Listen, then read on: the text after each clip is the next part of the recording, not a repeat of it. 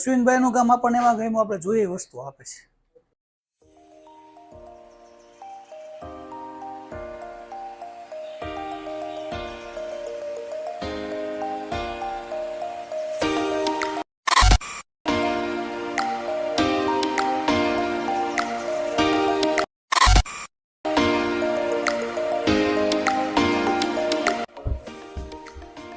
શું હતી તમારી રિક્વાયરમેન્ટ?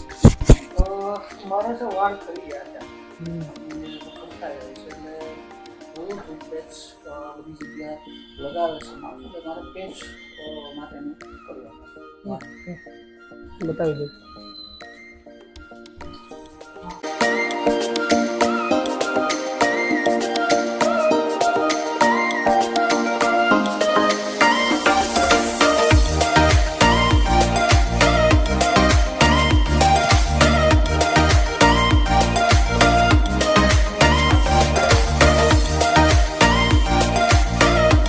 જેટલો લીક એરિયા હોય ઢાલનો એને આપણે કવર કરીએ. સાઈડની જેટલી ડેન્સિટી છે એટલી ડેન્સિટી એમાં લઈએ. કલર કોમ્બિનેશન એ રીતે લઈએ, પછી આખો નેચરલ લુક બનાવીએ. હવે આને આપણે બોન્ડિંગ કરીએ. 20-25 દિવસની કેપેસિટી હોય. 20-25 દિવસ પછી જ્યારે ગ્લુ મેલ્ટ પડે ત્યારે પાછું કાઢી સાફ કરીને પાછું લગાવી દેવાનું. એવરી ડે એવી રીતે સીધું ચાલે. અને તમારે જે રીતે સ્ટાઇલ જોતી એ સ્ટાઇલ મળી જાય. જે રીતના એડજસ્ટમેન્ટ કરવું હોય તે રીતના થઈ જાય. બાકી પછી સ્ટાઇલ આપણે એક નક્કી કરશું કે કેવી રીતે કરવી. શોર્ટમાં જોઈએ છે, લોંગમાં જોઈએ છે. હા, સાઈડમાંથી જેટલા સ્ટાઇલ નક્કી કરીએ આપણે. શોર્ટ જોતા હોય, ફેડ જોતા હોય, એ રીતે નક્કી કરીએ. પેચ થઈ ગયા પછી જે રીતના કરવું હોય પ્રમાણે. અને આ લાગે નેચરલ જેવું કે એકદમ નેચરલ લાગે. સાઈડની જે ડેન્સિટી રહી ડેન્સિટી એટલી લઈએ એટલે નેચરલ લાગે. ઓવરમાં ડેન્સિટી હોય તો થોડું અલગ ફીલ થાય, પણ આપણે જેટલું છે એટલું નેચરલ જ લઈએ.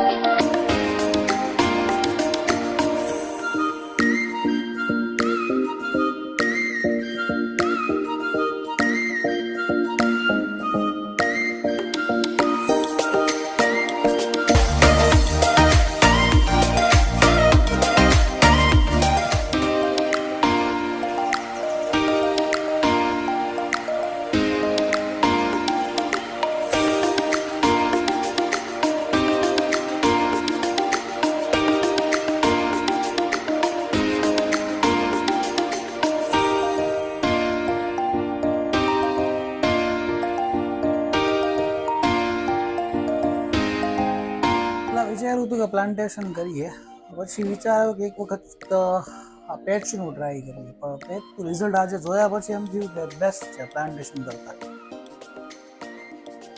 પ્રોપર છે, સેટિસ્ફાઈડ જોઈએ એવી મળે છે, આપણે જોઈએ એવી આપે છે. અશ્વિનભાઈનું કામ આપણને એમાં ગમ્યું, આપણે જોઈએ વસ્તુ આપે છે.